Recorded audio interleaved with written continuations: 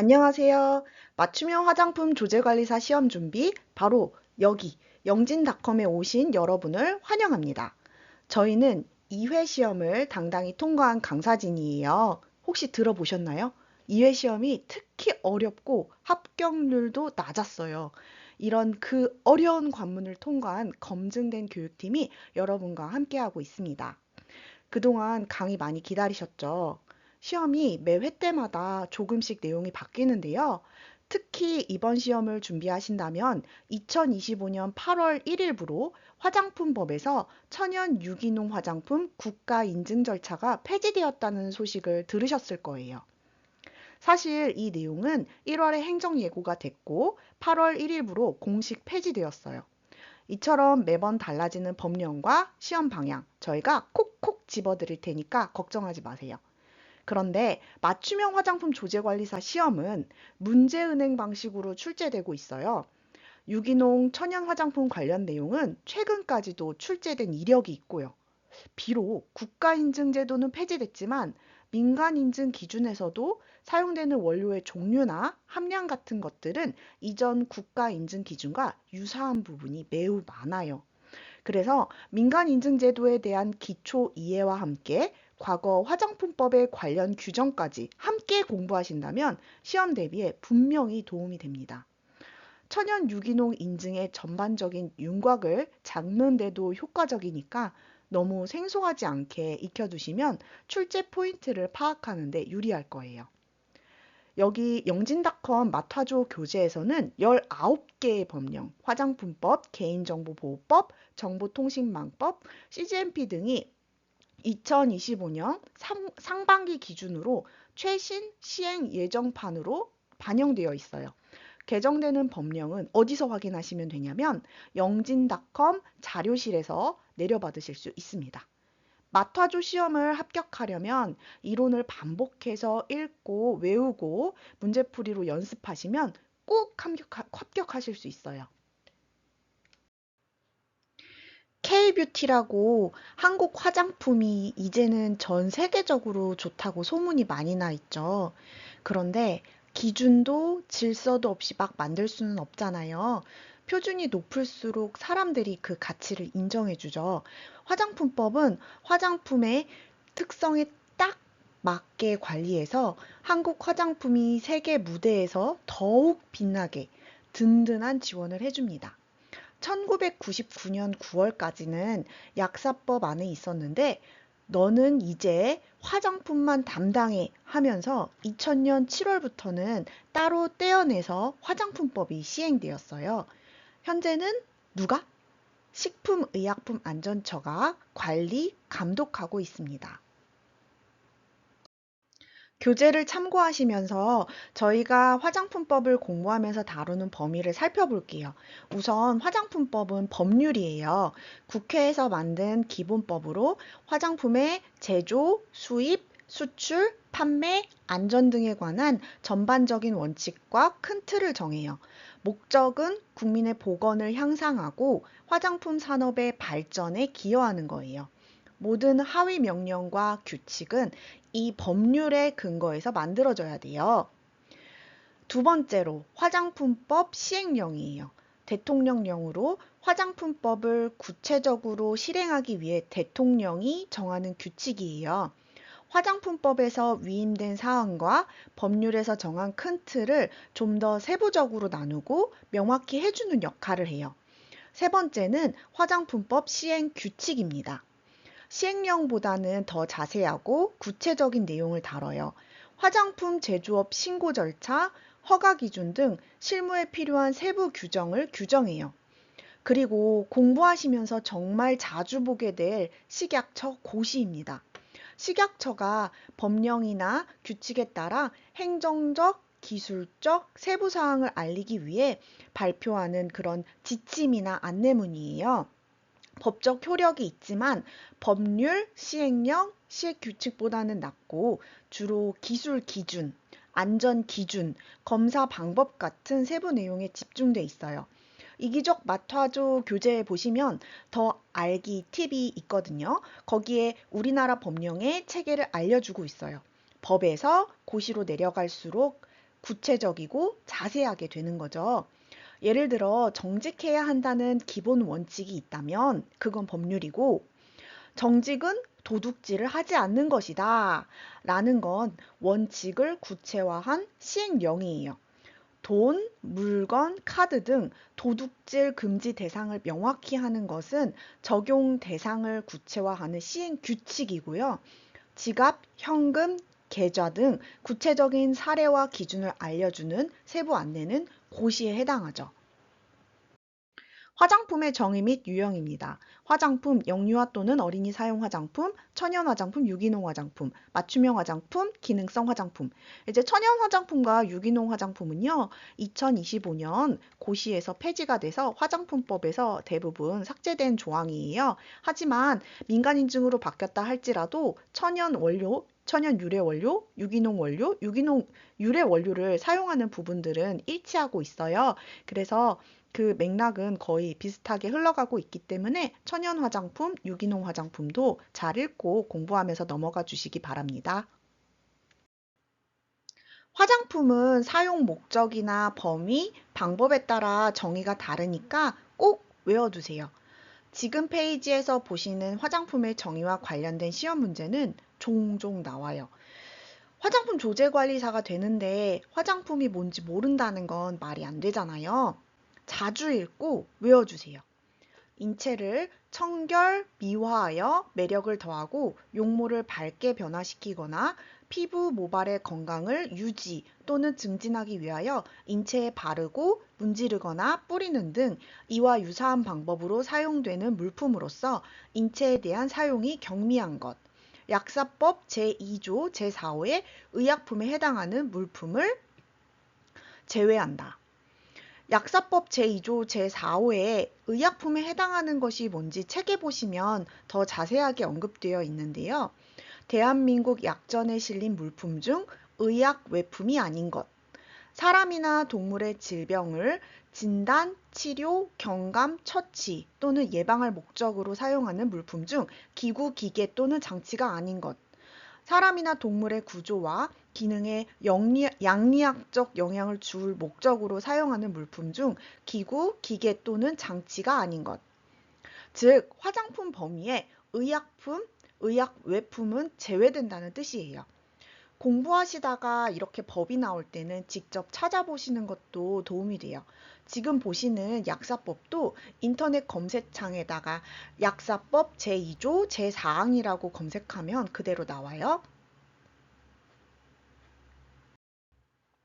영유아 또는 어린이 사용 화장품은 영유아와 어린이 대상이 누군지 정확하게 알아야 하는데, 영유아는 3세 이하, 어린이는 4세 이상 13세 이하입니다.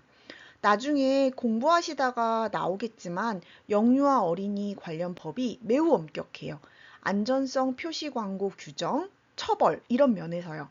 시험에도 아주 많이 나오고요. 화장품이 영유아 어린이용이라고 표시 광고하는 경우에는 세 가지 자료를 작성하고 보관해야 돼요. 제품 및 제조 방법에 관한 설명 자료, 제품의 안전성 평가 자료, 제품의 효능, 효과에 대한 증명 자료. 단어를 중심으로 기억하시려면 제조 방법, 안전성, 효능이에요. 꼭 기억하세요. 이전에는 천연 화장품을 어떻게 정의를 했냐면 동식물 및 그 유래 원료 등을 함유한 화장품, 그리고 국가 인증이었기 때문에 식약처장이 정하는 기준에 맞는 화장품이었어요. 그래서 천연 재료의 함량이 전체의 95% 이상일 것이라고 표기되어 있었습니다.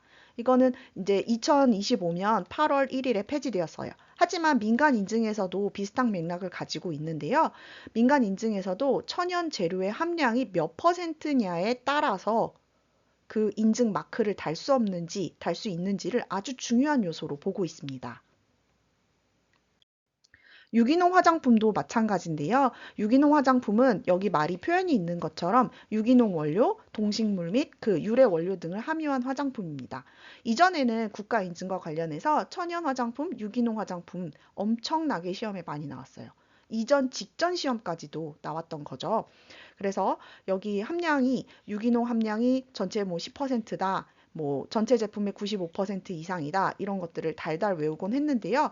민간 인증은요. 이제 기준이 좀 다양해요. 70% 이상이어도 유기농 화장품이라고 하는 경우도 있고 그래서 이 유기농 화장품과 천연 화장품에 대한 기준이 민간 인증으로 뭐 국제적인 걸로 유명한 거 코스모스나 에코서트 그리고 USDA 올가닉 기준 등이 있는데 그런 것들에 대해서 더 공부를 해보시면 이전의 화장품법에서 크게 벗어나지 않는 비슷한 맥락을 갖고 있구나 하는 느낌을 받으실 거예요.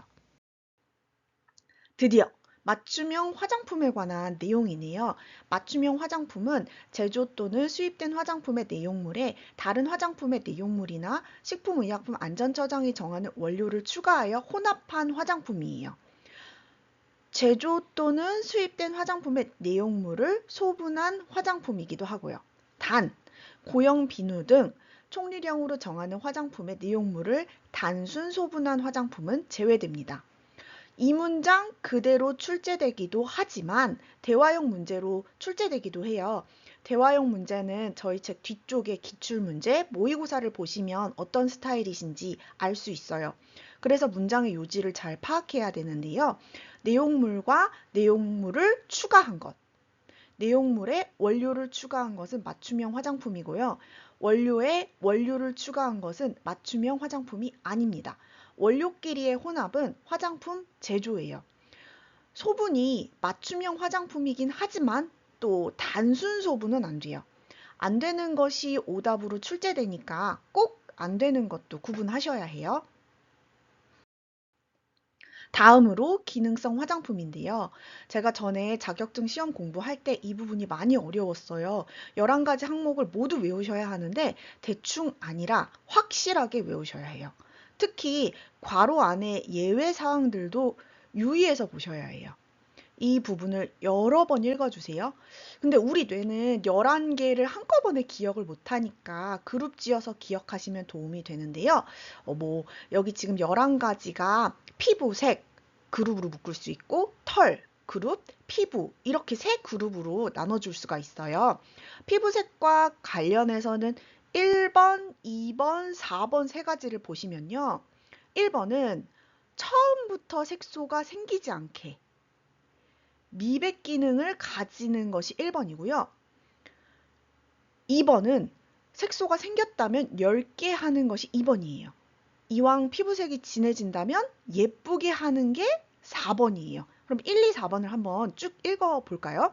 자, 피부에 멜라닌 색소가 침착하는 것을 애초에 방지를 해서 기미, 주근깨 등의 생성을 억제함으로써 피부의 미백에 도움을 주는 기능을 가진 화장품. 2번은요. 피부에 이미 침착이 됐다면 그 멜라닌 색소의 색을 10개 하여 피부의 미백에 도움을 주는 기능을 가진 화장품. 4번은요. 이왕 탈 거라면 강한 햇볕을 방지하여 피부를 곱게 태워주는 기능을 가진 화장품입니다. 털과 관련해서는 다음 페이지로 넘어가서 6번, 7번, 8번이에요. 6번, 7번, 8번 넘어가 볼게요. 6, 7, 8번. 6번은 털 색상을 예쁘게 하는 거. 7번은 미용상 털을 제거하는 거. 8번은 털이 덜 빠지게 하는 것. 이렇게 보시면 되겠어요. 6번 이렇게 써 있죠. 모발의 색상을 변화, 탈염, 탈색을 포함시키는 기능을 가진 화장품. 단, 일시적으로 모발의 색상을 변화시키는 제품은 제외. 7번, 채모를 제거하는 기능을 가진 화장품. 단, 또 물리적으로 채모를 제거하는 제품은 제외. 그 다음 8번, 탈모 증상의 완화에 도움을 주는 화장품.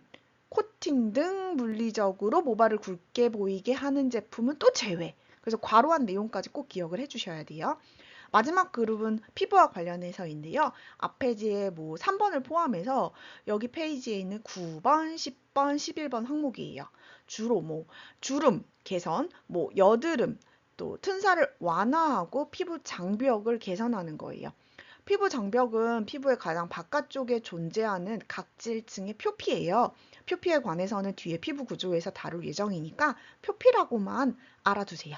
그래서 여기 기능성 화장품과 관련된 11가지 정말 괄호 안까지 꼼꼼하게 외워 주셔야 합니다. 그 표피는 쉽게 얘기하면 피부 가장 바깥쪽에서 눈으로 볼 수 있고 만질 수 있는 그 부분이에요. 어때요? 기억하는데 조금 도움이 되셨나요? 단, 구체적인 표현에 익숙해지기 위해서 정말 여러 번 읽으셔야 돼요. 그리고 여기서 탈모, 여드름, 피부장벽, 튼살과 관련된 화장품에는 의약품이 아니라는 문구를 표시해야 해요. 화장품의 유형은 13가지가 있어요. 목욕용 제품류, 인체세정용 제품류, 영유아용, 기초화장용, 눈화장용, 색조화장용, 손발톱용, 두발용, 두발염색용, 면도용, 채모 제거용, 채취 방지용, 방향용. 대부분은 이름만 들어도 화장품 유형별 내용 정리가 되는데 아닌 것들이 있어요. 예를 들면 비누, 보디 클렌저는 어디 속할까요? 바로 목욕용 제품류일까요? 아니면 인체세정용 제품류일까요? 비누와 보디 클렌저는 인체세정용 제품류입니다. 목욕용 제품 유형은 목욕이라는 말이 들어있어요. 목욕용 오일, 정제, 캡슐, 목욕용 소금류, 버블, 베스. 베스가 영어로 목욕한다는 뜻이죠. 목욕할 때 욕조에 투입하거나 직접 사람에게 사용해서 피부에 청결, 유연, 청정 또는 몸에 향취를 주기 위해서 사용되는 것을 목적으로 하는 제품이에요. 인체세정용은 주로 물 등의 액체를 이용해서 물리적으로 씻음으로 피부를 청결하게 유지하기 위해 사용되는 화장품인데요. 폼 클렌저, 보디 클렌저, 액체 비누, 화장 비누, 외음부 세정제, 무류지가 있어요. 여기서 화장 비누는 고체 형태의 세안 비누를 가리키고요.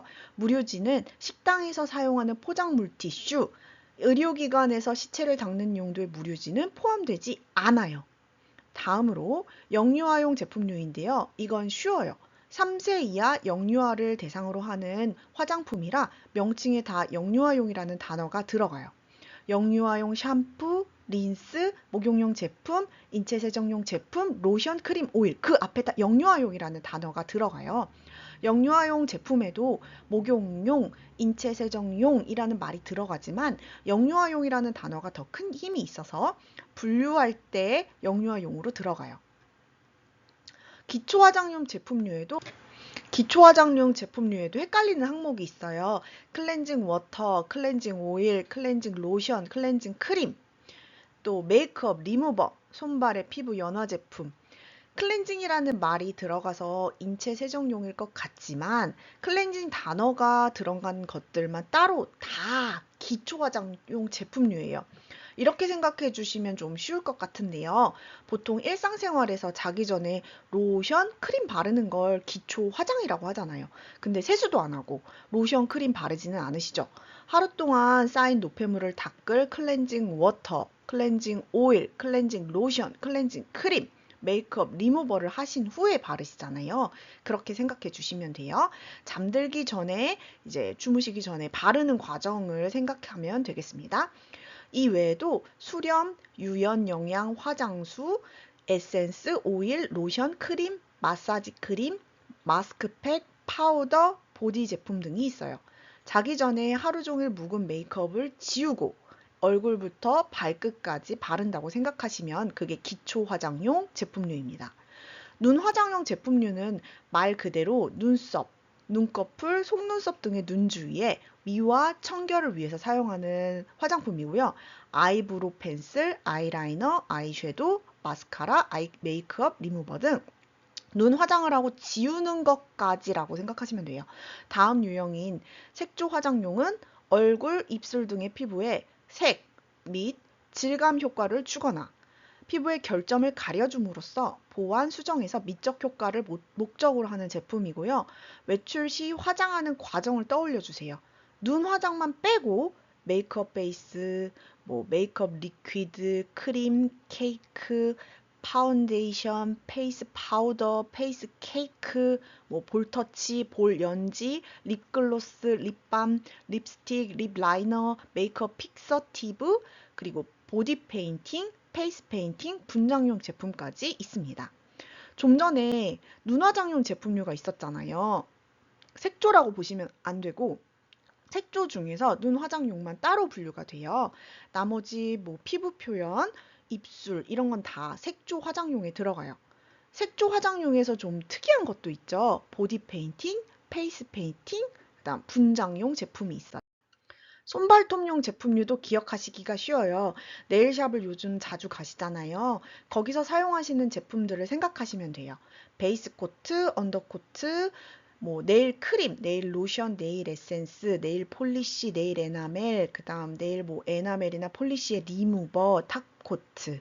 그리고 역시 이것도 지우는 것까지가 포함이 돼요. 두발용 제품류는 두피, 모발의 보습, 청결을 위한 제품이에요.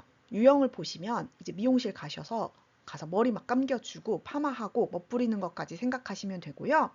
단, 색 변화와 관련된 건 멋을 부리는 거지만 따로 두발 염색용이 있으니까 염색, 탈색 제품들은 제외를 해줘야 돼요. 근데 또 이 중에서 일시적으로 흑채 뿌리는 거, 이것도 머리색을 변화시킨다고 생각해 줄 수 있는데 그건 두발용 제품류입니다. 정말 헷갈리죠? 조심하셔야 돼요. 그래서 두발용 제품류에는 샴푸, 린스, 헤어 컨디셔너, 헤어 토닉, 헤어 그루밍 에이드, 흑채, 헤어 스트레이트너, 퍼머넌트 웨이브, 헤어 크림 로션, 헤어 오일, 포마드, 헤어 스프레이, 무스, 왁스, 젤. 그리고 흑채 조심하세요. 흑채는 두발용 제품류예요. 다음으로 두발 염색용 제품류에는 헤어 틴트, 연모제, 헤어 컬러 스프레이, 탈염 탈색용 제품이 있습니다.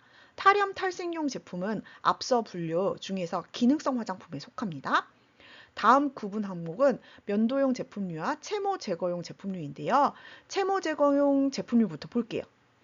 채모 제거용 제품류에는 제모, 제거 이런 용어가 들어가요. 제모제도 아까 뭐 탈염처럼 그 기능성 화장품 종류예요. 자, 제모 왁스, 제모제가 있습니다. 면도용 제품은 면도를 용이하게 하는 화장품으로 프리쉐이브 로션, 쉐이빙 폼, 쉐이빙 크림, 애프터 쉐이브 로션이 있어요. 다음은 냄새 관련 유형인데요. 좋지 않은 냄새는 방지하고 좋은 냄새를 나게 하는 채취 방지용 제품류와 방향용 제품류입니다. 채취 방지용 제품류는 데오도런트, 방향용 제품류는 향수, 향랑, 콜로뉴, 분말향 등이 있어요. 화장품의 유형과 특성을 알아보았는데 어떤 세부 항목을 주의해서 보시라고 했죠? 책에 보시면 표시가 되어 있습니다. 동영상 강의를 책과 꼭 함께 보시고 계속 반복해서 들어주세요. 지금까지는 저희가 공부할 화장품이 문서상이, 서류상이 어떻게 정의되어 있나 살펴보았어요. 그럼 이제 영업을 시작해 볼까요? 화장품법 시행령 제2조의 2에 따른 영업의 종류 3가지예요. 화장품 제조업, 화장품 책임 판매업, 맞춤형 화장품 판매업이에요. 이 모든 내용은 아주 세세하게 다 외우셔야 해요. 화장품을 만드는 사람들은 소비자에게 직접적인 영향을 많이 끼칠 수 있기 때문에 법의 내용과 적용 절차가 엄격해요. 화장품 제조업. 화장품의 전부 또는 일부를 제조하는 영업인데요. 2차 포장 또는 표시만의 공정은 제외가 됩니다. 그래서 화장품 제조업에는 화장품을 직접 제조하는 영업, 화장품 제조를 위탁받아 제조하는 영업, 화장품을 포장하는 영업이 해당돼요. 근데 여기서는 1차 포장만 해당이 되는 겁니다. 그리고 다음으로 화장품 책임 판매업.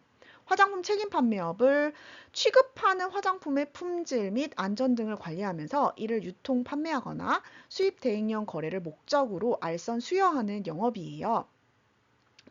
화장품 책임 판매업에는 화장품 제조업자가 화장품을 직접 제조하여 유통 판매하는 영업, 화장품 제조업자에게 위탁하여 제조된 화장품을 유통 판매하는 영업, 수입된 화장품을 유통 판매하는 영업, 이것들이 포함되고요. 수입 대행령 거래. 여기는 이제 전자상거래만 해당하는데 이 수입 대행령 거래를 목적으로 화장품을 알선 수여하는 영업도 화장품 책임 판매업입니다. 책임 판매업이라는 이름에서 보듯이 유통 판매가 이 영업의 핵심이에요. 맞춤형 화장품 판매업은 맞춤형 화장품을 판매하는 영업입니다. 앞서 맞춤형 화장품이 무엇인지 알아보셨죠? 그 점이 뒤에 판매를 붙이면 맞춤형 화장품 판매업이 되는 거예요. 제조 또는 수입된 화장품의 내용물에 다른 화장품의 내용물이나 식품의약품안전처장이 정하여 고시하는 원료를 추가하여 혼합한 화장품을 판매하는 영업. 제조 또는 수입된 화장품의 내용물을 소분한 화장품을 판매하는 영업.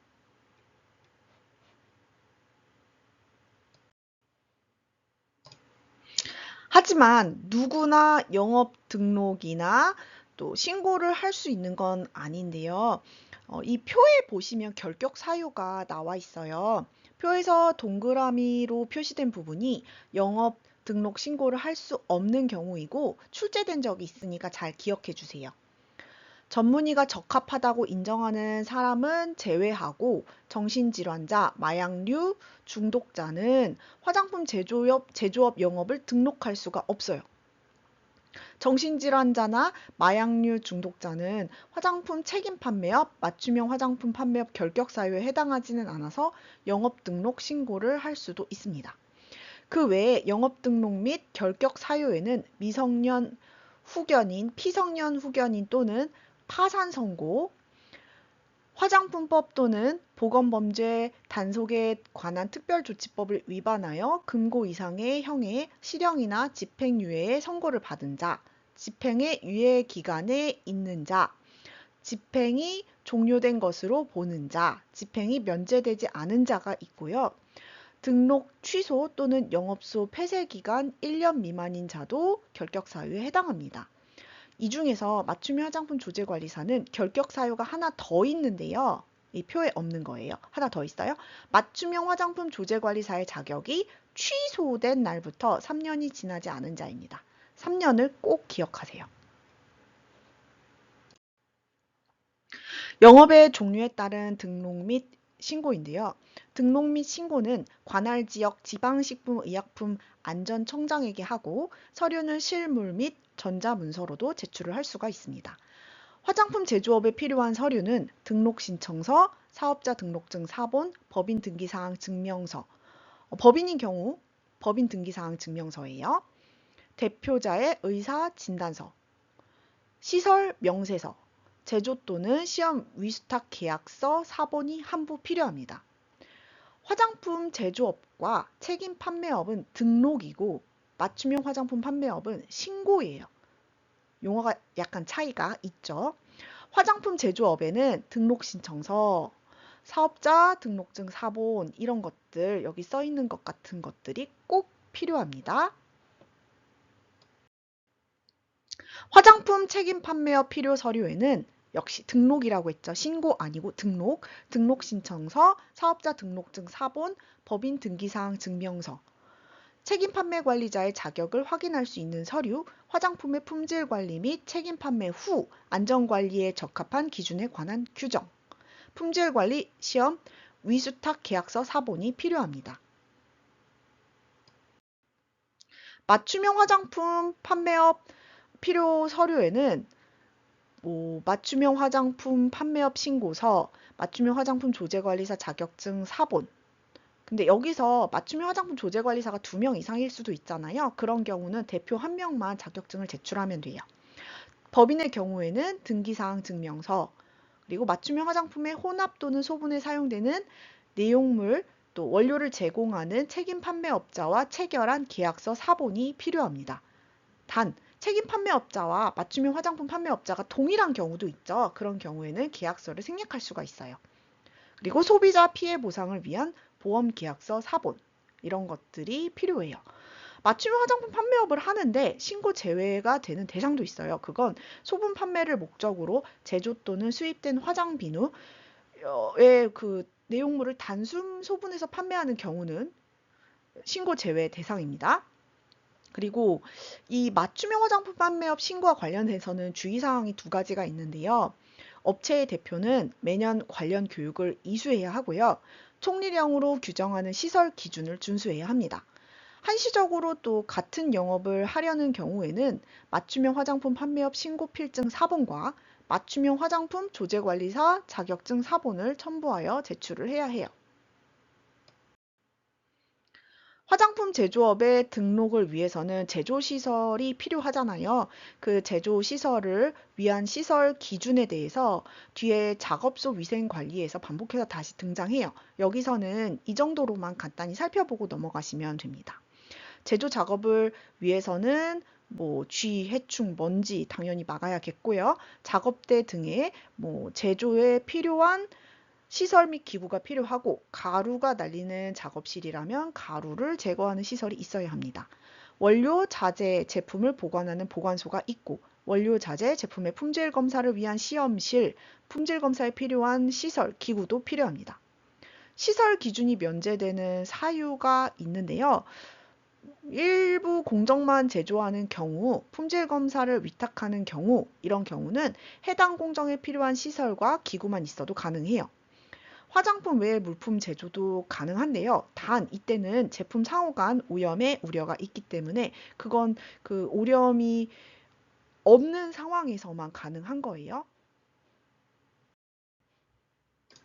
화장품 책임 판매업의 등록입니다. 화장품 책임 판매업을 등록하려는 자는 화장품의 품질 관리 및 책임 판매 후 안전관리에 관한 기준을 갖추어야 하고, 이를 관리할 수 있는 관리자, 책임 판매 관리자를 두어야 합니다. 이 책임 판매 관리자가 될 수 있는 자격 기준에는 면허, 학사 이상의 학위 취득, 전문대학, 또 그 외의 기준이 있어요. 면허는 의사 또는 약사 면허가 있는 사람이 가능합니다.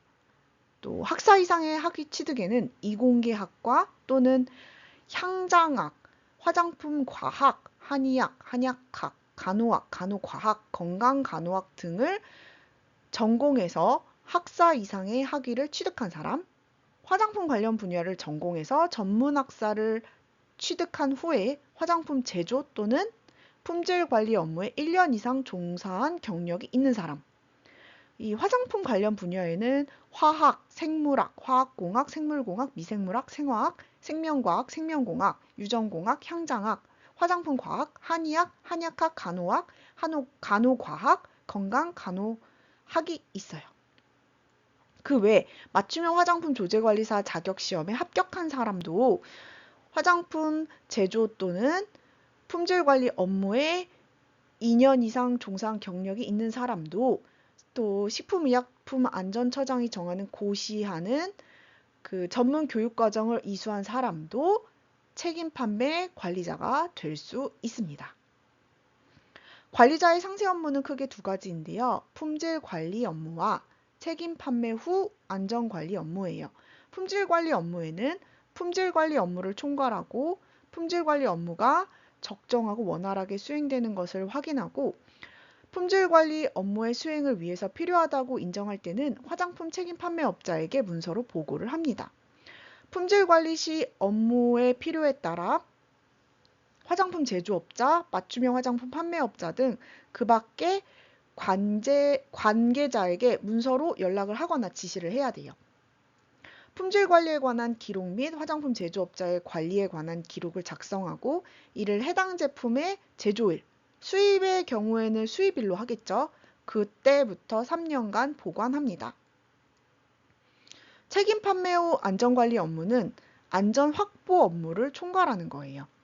안전 확보 업무가 적정하고 원활하게 수행되는 것을 확인하고 기록 보관하고, 안전 확보 업무의 수행을 위해서 필요하다고 인정할 때에는 화장품 책임 판매업자에게 문서로 보고한 후에 보관합니다.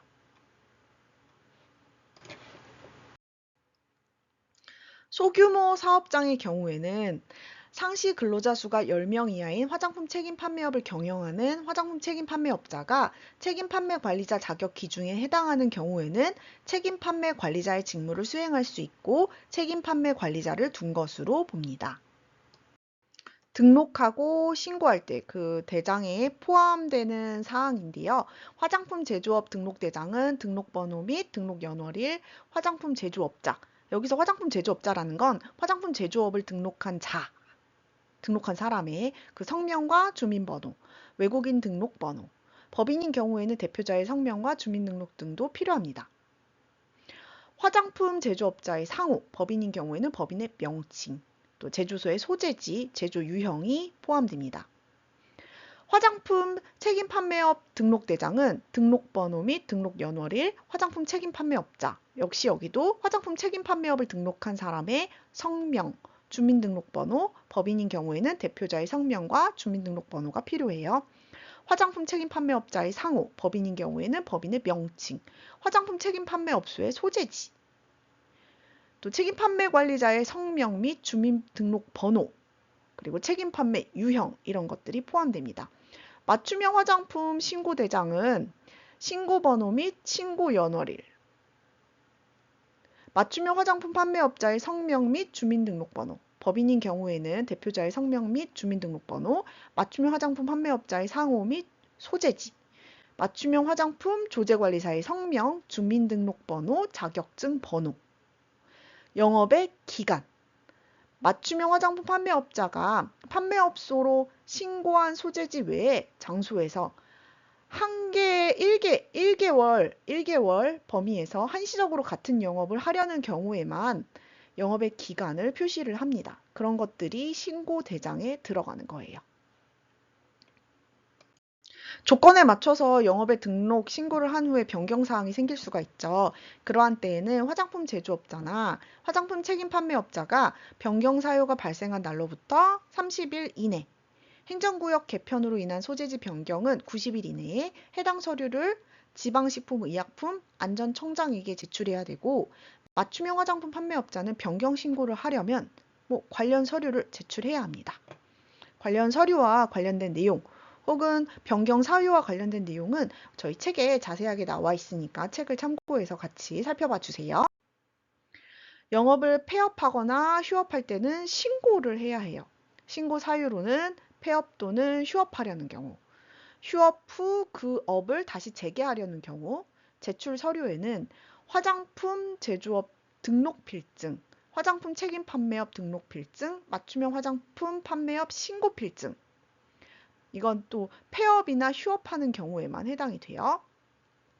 폐업, 휴업 신고서, 제출처는 지방식품의약품안전청장이고요. 지방식품의약품안전청장은 폐업 및 휴업 신고를 받은 날부터 7일 이내 신고 수리 여부를 신고인에게 통지를 해야 해요. 신고 제외사항은 휴업기간이 1개월 미만이거나 그 기간에 휴업하였거나 영업을 재개하는 경우는 제외합니다. 영업의 승계입니다. 영업자의 지위 승계. 영업자가 피치 못할 사정으로 사망 또는 영업의 양도, 법인 영업자의 합병의 경우 상속인 영업을 양수한 자 또는 합병 후 존속 법인이나 설립되는 법인이 영업자의 의무와 지위를 승계합니다. 이때 행정제재 처분의 효과도 승계가 되는데요. 행정제재 처분 기간이 끝난 날부터 1년간 해당 영업자의 지위를 승계한 자에게 승계합니다. 행정제재 처분 진행 중에는 영업자의 지위를 승계한 자에 대해 절차를 계속 진행합니다. 단, 승계자가 처분이나 위반 사실을 알지 못하였음을 증명하는 경우는 제외가 됩니다. 영업자의 의무사항인데요. 식품의약품안전처장은 국민건강상 위해를 방지하기 위하여 필요한 경우라면 영업자에게 화장품 관련 법령 및 제도, 이때 화장품의 안전성 확보 및 품질 관리에 관한 내용을 포함하는 내용을 교육받을 것을 명할 수 있습니다. 교육을 받아야 하는 자가 둘 이상의 장소에서 화장품 영업을 하는 경우라면 총리령으로 정하는 자를 책임자로 지정하여 교육받게 할 수 있습니다. 업종별 영업자의 의무사항을 좀 말씀드릴게요. 화장품 제조업자는 제조와 관련된 기록, 시설, 기구 등 관리 방법, 원료, 자재, 완제품 등에 대한 시험, 검사, 검정 실시 방법, 의무에 관한 사항을 준수하여야 합니다. 화장품 책임 판매업자는 품질관리 기준, 책임 판매 후 안전관리 기준, 품질 검사 방법 및 실시 의무, 안전성, 유효성 관련 정보사항 등의 보고, 안전대책 마련 의무에 관한 사항을 준수하여야 하고요. 생산 실적 또는 수입 실적, 이런 것들은 매년 2월 말까지, 또 화장품의 제조 과정에 사용된 원료의 목록 등을 유통 판매 전에 식품의약품안전처장에게 보고해야 합니다. 책임 판매 관리자는 화장품 안전성 확보 및 품질 관리 교육. 이 품질 관리 교육이라는 건 4시간 이상 8시간 이하를 말하는데 이 교육을 매년 이수해야 해요. 다음 또 영업자가 누가 있죠? 맞춤형 화장품 판매업자가 있죠. 맞춤형 화장품 판매업자는 판매장 시설, 기구의 관리 방법, 혼합 소분 안전관리 기준의 준수 의무, 또 혼합 소분되는 내용물 및 원료에 대한 설명 의무에 관한 사항을 준수하여야 합니다. 맞춤형 화장품 조제관리사는 화장품의 안전성을 확보하고 품질관리 교육을 매년 이수해야 해요.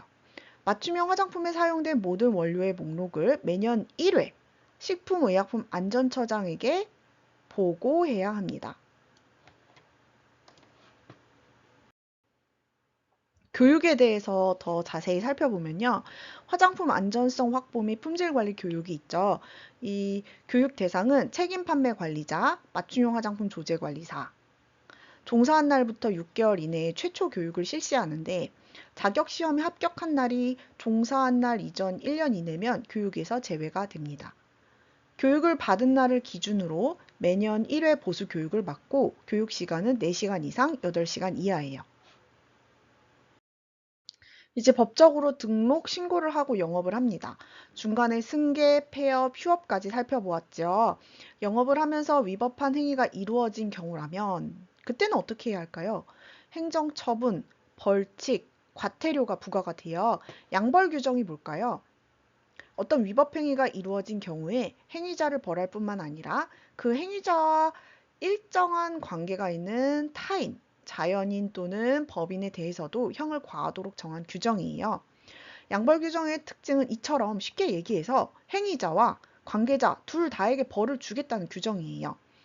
법인의 대표자나 법인 또는 개인의 대리인, 사용인, 그 밖에 종업원이 그 법인 또는 개인의 업무에 관해서 위반 행위를 하면 그 행위자를 벌하는 것 외에 그 법인 또는 개인에게도 해당 조문의 벌금형을 과합니다. 다만 법인 또는 개인이 그 위반 행위를 방지하기 위해서 해당 업무에 관하여 상당한 주의와 감독을 게을리하지 아니한 경우에는 처벌을 받지 않을 수도 있어요. 행정처분의 일반 기준이 있는데요. 위반 행위가 하나가 아니라 여럿일 수도 있죠. 이렇게 둘 이상인 경우라면 처분 기준이 무거운 것을 따르고요. 둘 이상의 처분 기준이 업무정지인 경우에는 무거운 처분의 업무정지 기간에 가벼운 처분의 업무정지 기간에 2분의 1까지 더해서 처분을 할 수 있고 이 경우 그 최대 기간은 12개월로 합니다. 업무정지와 품목 업무정지에 해당하는 경우에는 그 업무정지 기간이 품목정지 기간보다 길거나 같을 때는 업무정지 처분을 하고 업무정지 기간이 품목정지 기간보다 짧을 때는 업무정지 처분과 품목 업무정지 처분을 병과합니다. 반복해서 같은 위반 행위를 하는 경우라면 어떻게 될까요? 그런 경우 최근 1년간 같은 위반 행위로 행정처분을 받은 경우는 기준의 적용일은 최근에 실제 행정처분의 효력이 발생한 날과 다시 같은 위반 행위에 적발한 날을 기준으로 합니다. 다만 품목 업무정지의 경우 품목이 다를 때는 이 기준을 적용하지 않고요. 행정처분 절차가 진행되는 기간 중에 반복해서 또 위반 행위를 한 경우라면 진행 중인 사항의 행정처분 기준에 2분의 1씩을 더해서 그 최대 기간은 12개월로 합니다. 같은 위반 행위의 횟수가 3차 이상인 경우에는 과징금 부과 대상에서 제외합니다. 처분을 2분의 1까지 감경할 수가 있는데요. 그 경우가 두 가지로 나누어서 살펴보셔야 돼요. 처분을 2분의 1까지 감경하거나 면제하는 경우와 처분을 2분의 1까지 감경하는 경우입니다. 처분을 2분의 1까지 감경하거나 면제하는 경우는 국민보건, 수요 공급, 그 밖에 공익상 필요하다고 인정되는 경우, 해당 위반 사항에 관해서 검사로부터 기소유예의 처분을 받거나 법원으로부터 선고유예의 판결을 받은 경우, 광고주의 의사와 관계없이 광고회사 또는 광고 매체에서 무단 광고한 경우입니다. 처분을 2분의 1까지 감경하는 경우는요. 기능성 화장품으로서 그 효능 효과를 나타내는 원료의 함량 미달의 원인이 유통 중 보관 상태 불량 등으로 인한 성분의 변화 때문이라고 인정되는 경우, 비병원성 일반 세균에 오염된 경우로서 인체에 직접적인 위해가 없으며 유통 중 보관 상태 불량에 의한 오염으로 인정되는 경우가 있습니다. 그 외의 사항입니다. 화장품 제조업자가 등록한 소재지에 그 시설이 전혀 없는 경우는 등록을 취소하고요. 수입 대행령 거래를 목적으로 화장품을 알선 수여하는 화장품 책임 판매업을 등록한 자에 대해서 개별 기준을 적용하는 경우 판매 금지는 수입 대행 금지, 판매 업무 정지는 수입 대행 업무 정지로 봅니다. 행정처분의 경우는 각 항목이 객관식 문제로 자주 출제되는 편이에요. 개별 기준으로서 등록 취소는 맞춤형 화장품 판매업자가 시설 기준을 갖추지 않게 된 경우, 식품의약품안전처장은 영업소 폐쇄를 명령하거나 품목의 제조, 수입, 판매의 금지를 명하거나 1년의 범위 기간 내에서 그 업무의 전부 또는 일부에 대한 정지를 명할 수가 있습니다. 위반 횟수에 따른 등록 취소가 있는데요. 1차 위반만 해도 등록을 취소하는 경우가 있어요. 그런 경우는 화장품 제조업, 화장품 책임 판매업의 등록이나 맞춤형 화장품 판매업의 결격 사유 어느 하나에 해당하는 경우, 이건 뭐 결격 사유니까 이미 처음부터 등록이 되지 않았던 거죠. 등록을 하면 안 되는 거였던 거죠. 그 다음 업무 정지 기간 중에 해당 업무를 한 경우, 광고 업무에 한정해서 정지를 명한 경우는 제외가 됩니다. 3차 위반인 경우에 등록 취소가 되는 경우가 있어요. 화장품 제조업자가 제조 또는 품질 검사에 필요한 시설 및 기구의 전부가 없는 경우, 심사를 받지 않거나 거짓으로 보고하고 기능성 화장품을 판매한 경우 3차 위반에서는 등록 취소입니다. 또 4차 위반 이상에서 등록 취소가 되는 경우가 있는데요. 이 경우는 좀 많죠. 자, 화장품 책임 판매업소의 소재지 변경, 제조소의 소재지 변경, 국민보건에 위해를 끼쳤거나 끼칠 우려가 있는 화장품을 제조, 수입한 경우, 검사, 질문, 수거 등을 거부하거나 방해한 경우, 시정명령, 검사명령, 개수명령, 회수명령, 폐기명령, 공표명령 등을 이행하지 않은 경우, 식품의약품안전처장이 고시한 화장품의 제조 등에 사용할 수 없는 원료를 사용한 경우, 회수 계획을 보고하지 않거나 거짓으로 보고한 경우, 회수 대상 화장품을 회수하지 않거나 회수하는 데 필요한 조치를 하지 않은 경우, 품질관리 업무 절차서를 작성하지 않거나 거짓으로 작성한 경우가 있습니다. 이런 경우 위반 횟수 4차 위반 이상이면 등록이 취소됩니다. 영업금지 기준과 판매금지 기준을 꼭 숙지해 주세요. 영업금지는 대부분 화장품 품질 자체의 문제로서 소비자에게 해가 되는 경우라고 생각을 해주시면 됩니다. 이 모든 것들 정말 종류가 많은데요. 정말 하나하나 빠짐없이 다 기억을 해 주시도록 노력을 해야 해요. 영업금지에 해당하는 것들, 화장품법에 따른 심사를 받지 않거나 보고서를 제출하지 않은 기능성 화장품, 전부 또는 일부가 변폐된 화장품, 병원 미생물에 오염된 화장품, 이물에 혼입되었거나 부착된 것, 화장품에 사용할 수 없는 원료를 사용하였거나 유통화장품 안전관리 기준에 적합하지 아니한 화장품, 코뿔, 쏘뿔, 호랑이 뼈, 그 추출물을 사용한 화장품, 보건 위생상 위해가 발생할 우려가 있는 비위생적인 조건에서 제조되었거나 화장품법에 따른 시설 기준에 적합하지 않은 시설에서 제조된 것, 용기나 포장의 불량에서 해당 화장품이 보건 위생상 위해를 발생할 우려가 있는 것, 사용기한 또는 개봉 후 사용기간, 위조, 변조한 화장품, 식품의 형태, 냄새, 색깔, 크기, 용기, 포장을 모방해서 섭취 등으로 이제 식품으로 오용될 우려가 있는 화장품이 영업금지에 해당합니다. 판매금지, 영업금지랑 좀 헷갈리거든요. 꼭 분류해서 구분 잘 해주셔야 돼요. 판매금지는 등록을 하지 않은 자가 제조한 화장품 또는 제조 수입하여 유통 판매한 화장품, 신고하지 않은 자가 판매한 맞춤형 화장품, 맞춤형 화장품 조제관리사를 두지 않고 판매한 맞춤형 화장품, 화장품의 기재사항, 가격 표시, 기재 표시상의 주의를 위반해서 화장품 또는 의약품으로 잘못 인식할 우려가 있게 기재 표시된 화장품, 판매의 목적이 아닌 제품의 홍보, 판매, 촉진 등 미리 소비자가 시험 사용하도록 제조, 수입된 화장품, 소비자에게 판매하는 그런 화장품의 하나는 거죠. 그거는. 자, 그다음 화장품의 포장 및 기재 표시 사항을 훼손 또는 위조 변조한 화장품. 이때 맞춤형 화장품 판매를 위해서 이 기재 표시 사항을 조금 변경해야 되는 경우는 제외가 됩니다. 화장품의 용기에 담은 내용물을 나누어 판매하는 행위. 역시 여기서도 맞춤형 화장품 조제 관리사를 통해서 판매하는 화장품의 소분 판매 목적에 제조된 화장품은 제외가 돼요.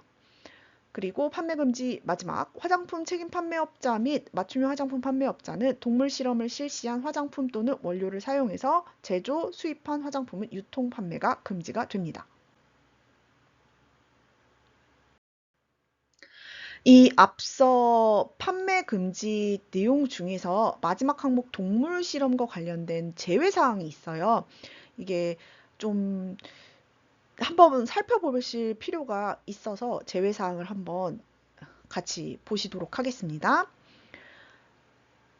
보존제, 색소, 자외선 차단제 등 특별히 사용상의 제한이 필요한 원료에 대해서 그 사용 기준을 지정하거나 국민보건상 위해 우려가 제기되는 화장품 원료 등에 대한 위해 평가를 하기 위해 동물 실험이 필요한 경우, 그리고 동물 대체 시험법.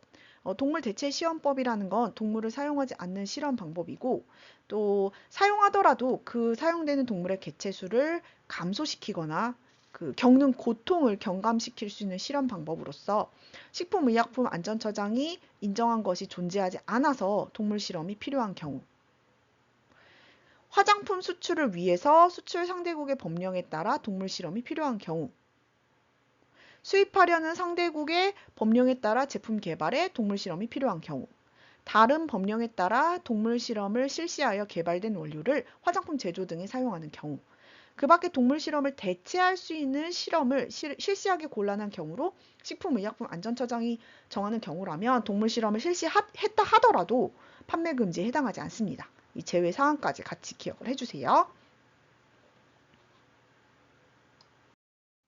벌칙 및 과태료입니다. 벌칙과 과태료 부분은 항목이 적은 것부터 많은 것 순으로 외워주세요. 특히 100만 원과 50만 원 항목은 문제에 정말 많이 나와요. 벌칙, 아주 센 벌칙인데요. 3년 이하의 징역 또는 3천만 원 이하의 벌금인데 병과가 가능합니다. 여기 보면 9가지로 되어 있는데 최신 법령에 의하면 7번, 8번 국가 인증과 관련된 조항은 삭제되었어요. 2025년 8월 1일로 삭제되었습니다. 나머지 부분들은 어떤 건지 한번 볼까요? 화장품 제조업 또는 화장품 책임 판매업에 필요한 등록과 변경사항 등록을 위반한 자, 맞춤형 화장품 판매업에 필요한 신고와 변경사항 신고를 위반한 자, 기능성 화장품에 대한 심사나 보고서 제출을 하거나 이에 대한 변경을 위반한 자, 등록하지 않은 자가 제조한 화장품 또는 제조 수입하여 유통 판매한 자, 맞춤형 화장품 판매업을 신고하지 않고 맞춤형 화장품을 판매한 자, 영업금지 조항을 위반한 자, 화장품 포장 및 기재 표시 사항을 훼손, 맞춤형 화장품을 판매하기 위하여 필요한 경우는 제외, 위조, 변조한 자 이렇게 되어 있는데요. 천연 화장품과 유기농 화장품에 대해서 거짓이나 부정한 방법으로 인증을 받은 자, 그리고 여기 보면은 천연 화장품 및 유기농 화장품에 대한 인증을 받지 않고 인증 표시나 유사한 표시를 한 자, 여기서 말하는 인증들은 국가 인증이었어요. 그래서 조항이 삭제됐어요.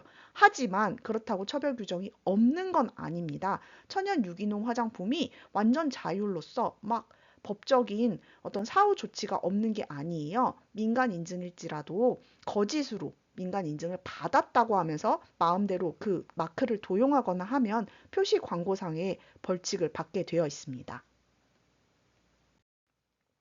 1년 이하의 징역 또는 1천만 원 이하의 벌금입니다. 이것도 역시 병과가 가능한데요.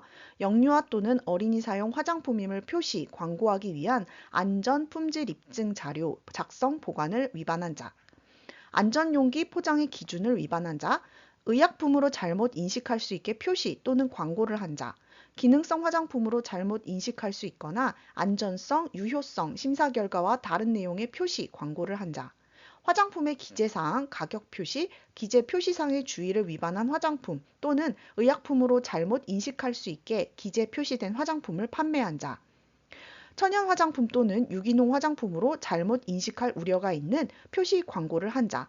여기서 6번에서의 화장품, 천연과 유기농 화장품은 이제 국가 인증을 받은 천연 화장품, 유기농 화장품을 가리키는 것으로 이 조항도 삭제가 되었습니다. 하지만 여전히 민간 인증을 가짜로 달면 그건 처벌을 받는다. 그 점을 기억하셔야 돼요. 소비자를 속이거나 소비자가 잘못 인식하도록 할 우려가 있는 표시 광고를 하거나 판매한 자, 판매 목적이 아닌 제품의 홍보, 판매 촉진 등을 위해 미리 소비자가 시험 사용하도록 제조 또는 수입된 화장품을 판매하거나 판매할 목적으로 보관, 진열한 자. 화장품의 용기에 담은 내용물을 나누어 판매한 자.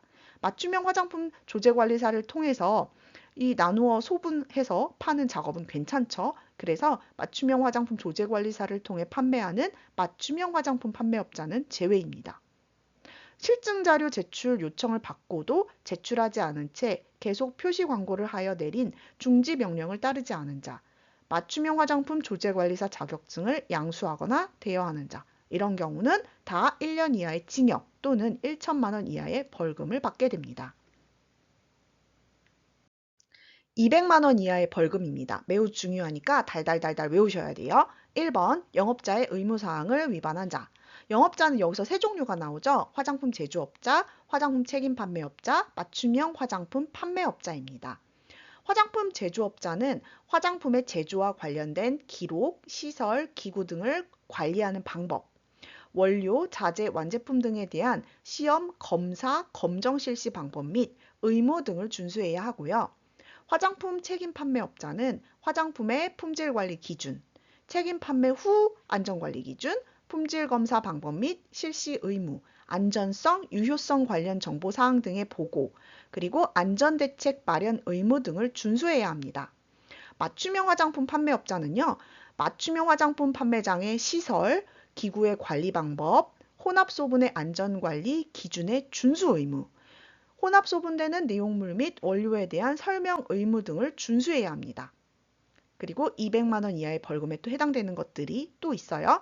위의 화장품의 회수 및 회수 계획 보고를 위반한 자, 1, 2차 포장에 기재해야 되는 사항을 위반한 자, 여기서 가격 표시는 제외예요. 그리고 식품의약품안전처장이 인증한 보고와 검사, 시정, 검사, 개수, 회수, 폐기 명령을 위반하거나 관계 공무원의 검사, 수거 또는 처분을 거부, 방해하거나 기피한 자입니다. 근데 여기 4번 항목 보시면 천연 유기농 화장품이 나와 있죠. 정말 천연 유기농 화장품 고시 폐지된 게 법적으로 전반에 걸쳐서 큰 영향을 주고 있어요. 왜냐하면 천연 유기농 화장품이 그 직전 시험, 이번 시험 보시기 직전 시험까지 너무 중요한 내용이었고 매번 출제되고 많이 출제됐거든요. 내용이 많았거든요. 근데 이제 삭제가 되었습니다. 하지만 여기서 포인트는 뭐죠? 천연 유기농 화장품 인증 유효 기간이 지났으나 인증 표시를 계속 표시한 자, 가짜로 인증 표시를 하면 여전히 처벌을 받는다는 거예요. 그리고 이 조항은 삭제된 조항입니다.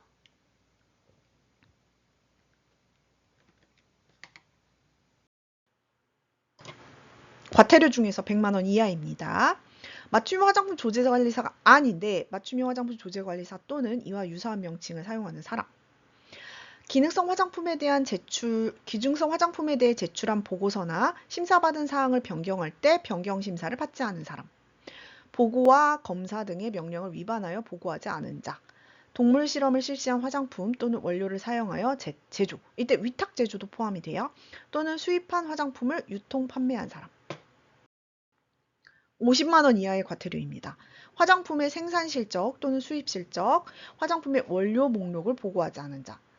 책임 판매 관리자 및 맞춤형 화장품 조제 관리사가 매년 화장품의 안전성 확보 및 품질 관리에 관한 교육을 받지 않은 경우, 폐업 신고를 하지 않은 사람, 화장품의 판매 가격을 표시하지 않은 자, 맞춤형 화장품 원료의 목록을 보고하지 않은 자, 식품의약품안전처장이 필요시 영업자에게 화장품 관련 법령 및 제도에 관한 교육을 명할 수 있는데 그 명령을 위반한 사람.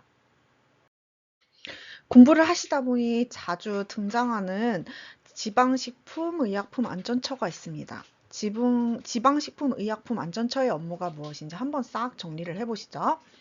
화장품 제조업 또는 화장품 책임 판매업의 등록 및 변경 등록, 화장품 판매업, 맞춤형 화장품 판매업의 신고 및 변경 신고의 수리, 화장품 제조업자, 화장품 책임 판매업자 및 맞춤형 화장품 판매업자에 대한 교육명령, 회수 계획 보고의 접수 및 회수에 따른 행정처분의 감경, 면제, 영업자의 폐업, 휴업, 영업 재개 등 신고의 수리, 표시 광고 내용의 실증 등에 관한 업무, 보고 명령, 출입 검사 질문 등 그것에 대한 수거, 소비자 화장품 안전관리 감시원의 위촉, 해촉 및 교육.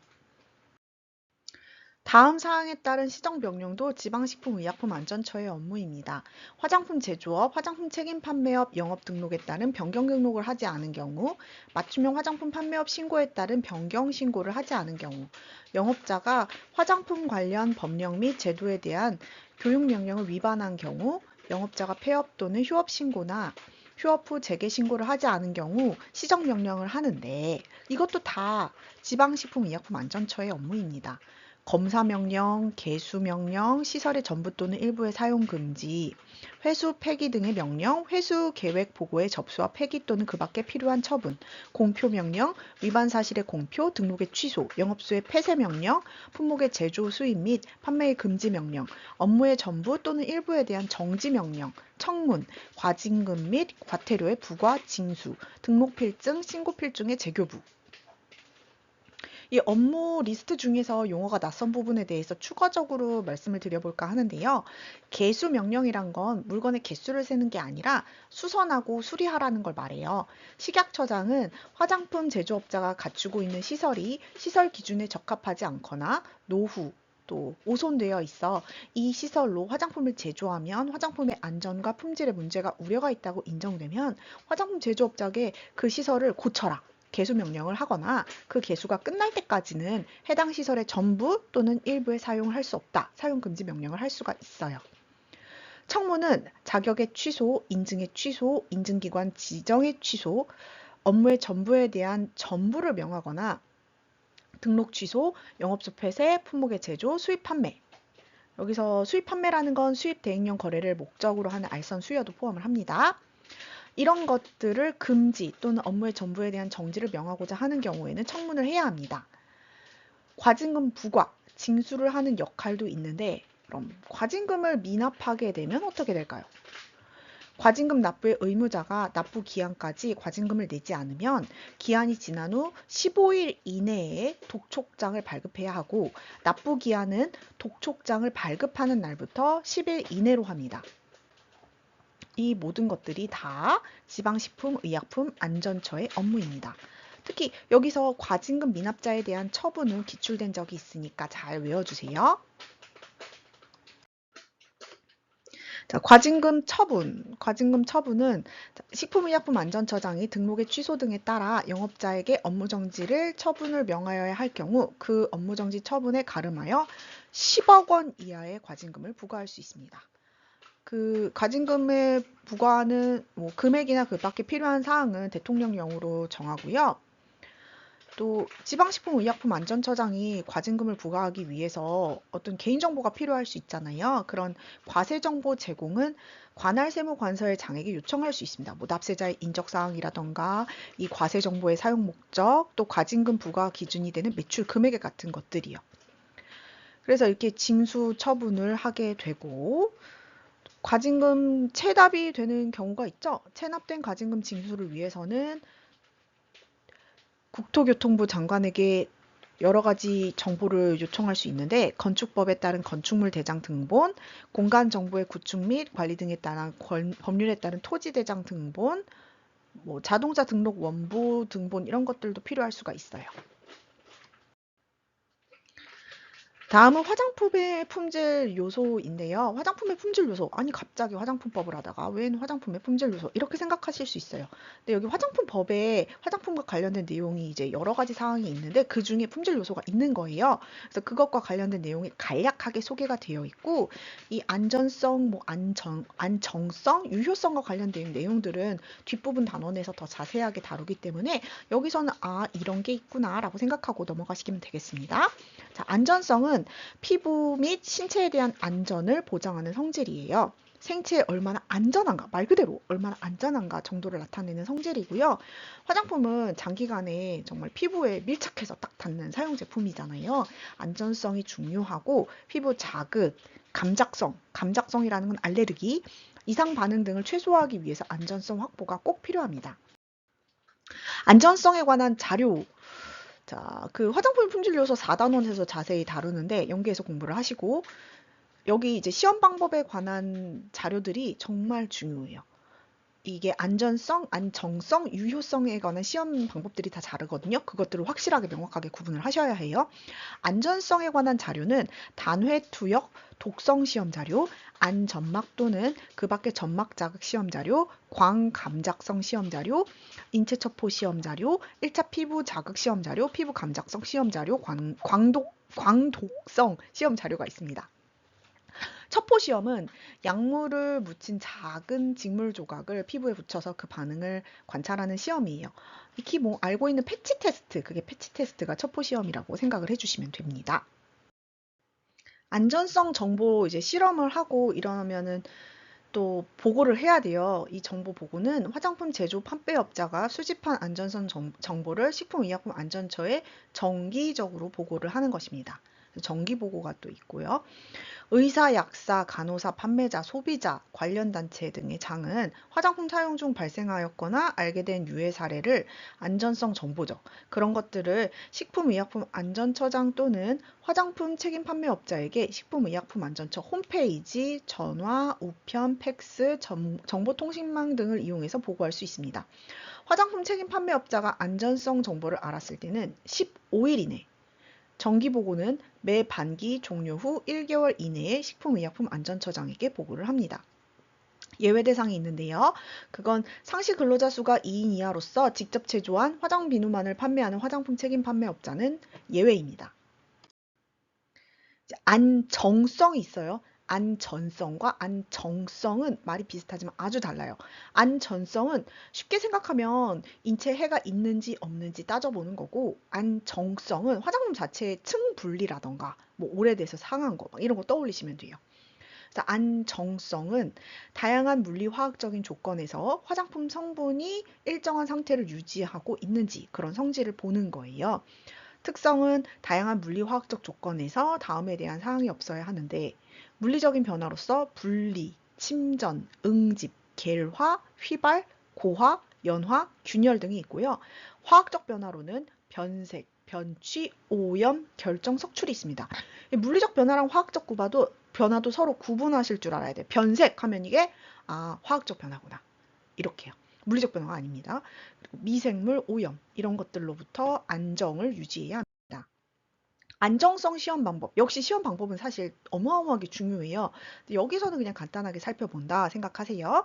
장기 보존 시험은 사용기한, 화장품의 저장 조건에서 사용기한을 설정하기 위해 장기간에 걸쳐서 물리적, 화학적, 미생물학적 안정성 및 용기 적합성을 확인하는 시험이고, 가속 시험은 장기 보존 시험의 저장 조건을 벗어난 단기간의 가속 조건이 물리적, 화학적, 미생물학적 안정성 및 용기 적합성에 미치는 영향을 평가하기 위한 시험입니다. 가혹 시험은 말 그대로 가혹한 환경을 만들어주는 거예요. 온도 편차도 극심하고 극한 조건, 기계 물리적 시험, 광 안정성의 가혹 조건에서 이 화장품이 분해 과정, 분해 산물 등을 확인하기 위한 시험입니다. 개봉 후 안정성 시험은 화장품을 일단 연다는 건, 사용한다는 건 개봉했다는 거잖아요. 그 이후에 일어날 수 있는 오염을 고려해서 사용기한을 설정하기 위해 장기간에 걸쳐 물리화학적, 미생물학적 안정성, 용기 적합성을 확인하는 시험입니다. 성분 안정성 평가는 다양한 물리화학적 조건에서 화장품 성분의 변색, 변취, 상태 변화 및 지표 성분의 함량 변화를 통해 화장품 성분의 변화 정도를 평가하는데요.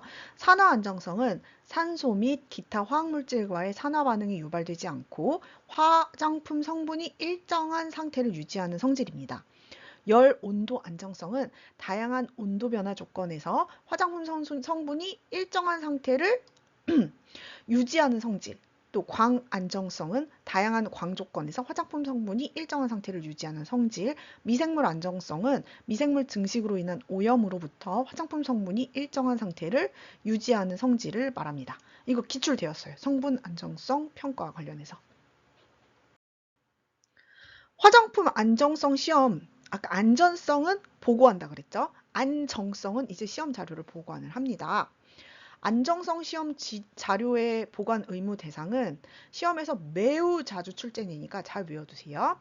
안정성 시험 자료는 최종 제조된 제품의 사용기한이 만료되는 날부터 1년간 보존을 해야 합니다. 보관 의무 대상은 다음의 성분을 0.5% 이상 함유하는 제품, 레티놀은 비타민 A죠. 비타민 A 및 그 유도체. 아스코빅 애시드, 비타민 C예요. 비타민 C 및 그 유도체, 토코페롤, 비타민 E, 과산화 화합물, 효소가 있습니다. 유효성입니다. 지금까지 뭐 했죠? 안전성, 안정성 했고요. 이제 유효성이에요. 유효성은 화장품을 사용함으로써 피부에 직접, 간접적으로 유도되는 물리적, 화학적, 생물학적, 심리적 효과예요. 뭐 우리가 화장품 쓰면 이거 되게 좋다 말하는 그게 유효성이라고 볼 수 있겠죠. 피부의 미백에 도움을 주고 피부의 주름 개선에 도움을 주고 자외선으로부터 피부를 보호하는 데 도움이 되고 피부 탄력 개선, 피부 세정, 유연 등의 효과가 있습니다. 유형이 있습니다. 화장품에는 사용 목적에 적합한 기능이 있어야지만 이것이 안전성보다 우선시 될 수는 없습니다. 안전성이 최고예요. 유효성 또는 기능에 관한 자료인데요. 효력 시험 자료, 인체 적용 시험 자료, 연모 효력 시험 자료가 있습니다.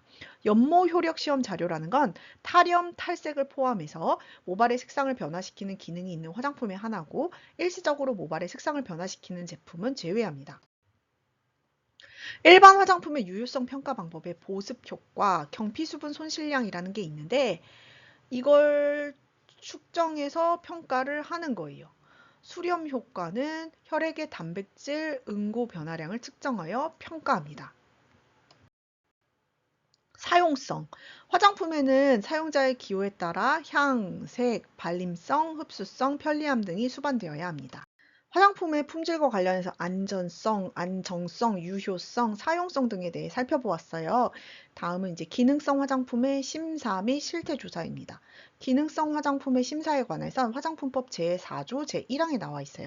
법적 근거는 기능성 화장품으로 인정받아 판매 등을 하려는 기관은 품목별로 안전성 및 유효성에 관하여 식품의약품안전처장의 심사를 받거나 식품의약품안전처장에게 보고서를 제출해야 합니다.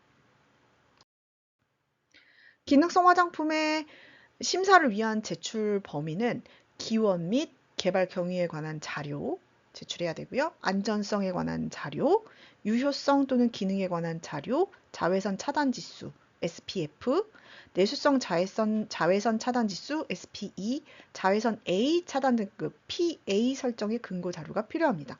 기준 및 시험 방법에 관한 자료도 필요가 합니다.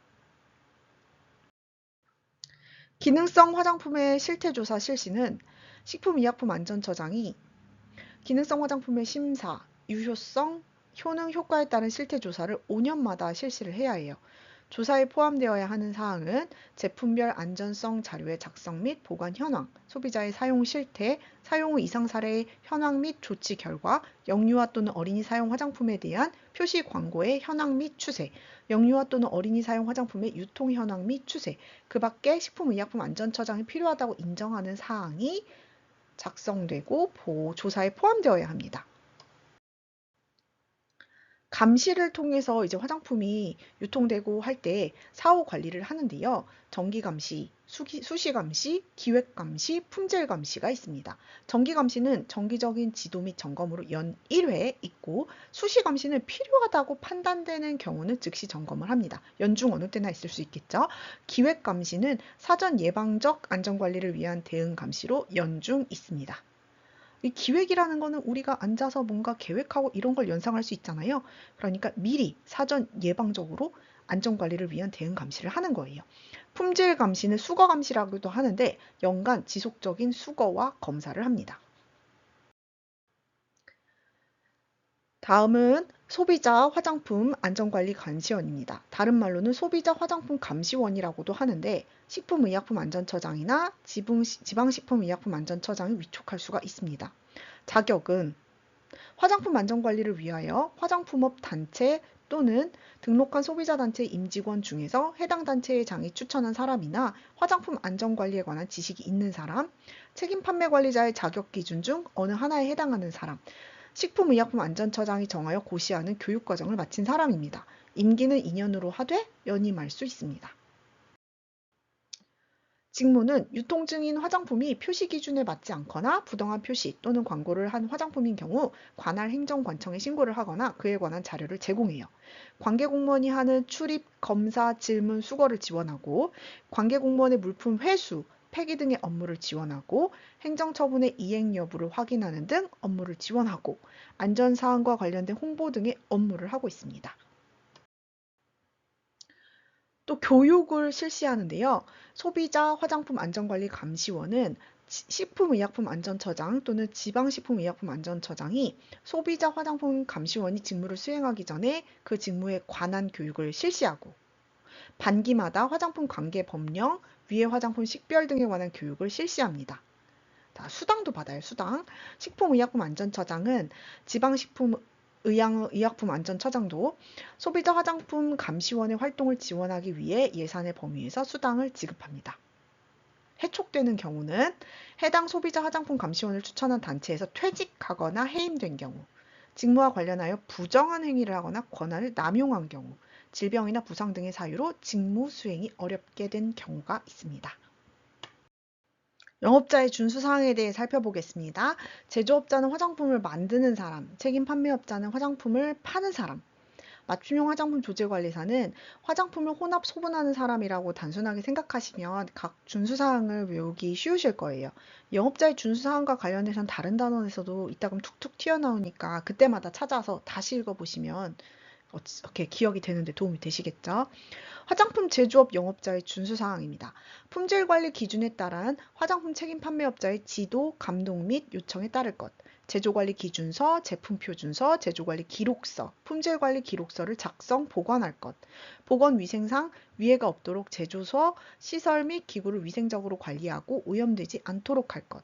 화장품 제조에 필요한 시설, 기구에 대해 정기적으로 점검, 관리, 유지할 것. 작업소에는 위해가 발생할 우려가 있는 물건을 두지 않고 국민보건 및 환경에 유해한 물질이 유출되거나 방출되지 않도록 할 것. 품질 관리를 위하여 필요한 사항을 화장품 책임 판매업자에게 제출할 것. 단, 화장품 제조업자와 화장품 책임 판매업자가 동일하거나 화장품 제조업자가 제품을 설계, 개발, 생산하는 방식이라 영업비밀에 해당하는 경우는 예외입니다. 원료 및 자재의 입고부터 완제품의 출고까지 필요한 시험, 검사 또는 검정을 할 것. 제조 또는 품질 검사를 위탁하는 경우 제조 또는 품질 검사가 적절하게 이루어지고 있는지 수탁자에 대한 관리 감독을 철저히 하고 그에 관한 기록을 받아 유지 관리할 것. 화장품 판매업, 책임 판매업의 영업자 준수사항입니다. 품질 관리 기준을 준수할 것, 책임 판매 후 안전관리 기준을 준수할 것. 제조업자로부터 받은 제품 표준서 및 품질관리 기록서를 보관할 것. 수입한 화장품에 대하여 아래의 내용을 적거나 첨부한 수입관리 기록서를 작성 보관할 것. 수입관리 기록서에 들어가야 할 항목을 보실까요? 제품명, 국내에서 판매하려는 명칭, 원료 성분의 규격 및 함량, 제조국, 제조회사명, 제조회사의 소재지, 기능성 화장품 심사 결과 통지서 4본, 제조 및 판매 증명서, 한글로 작성된 제품 설명서 견본, 최초 수입 연월일, 통관 연월일, 제조 번호별 수입 연월일 및 수입량, 제조 번호별 품질 검사 및 품질 검사 연월일 및 결과, 판매처, 판매 연월일 및 판매량입니다. 다음으로 또 화장품 책임 판매업의 준수사항이 이어지는데요. 제조 번호별로 품질 검사를 철저히 한 후에 유통을 해야 해요. 화장품 제조업자와 화장품 책임 판매업자가 동일한 경우가 있죠. 그런 경우에는 허가된 기관에 품질 검사를 위탁해서 제조 번호별로 품질 검사 결과가 있으면 품질 검사를 대체할 수가 있습니다.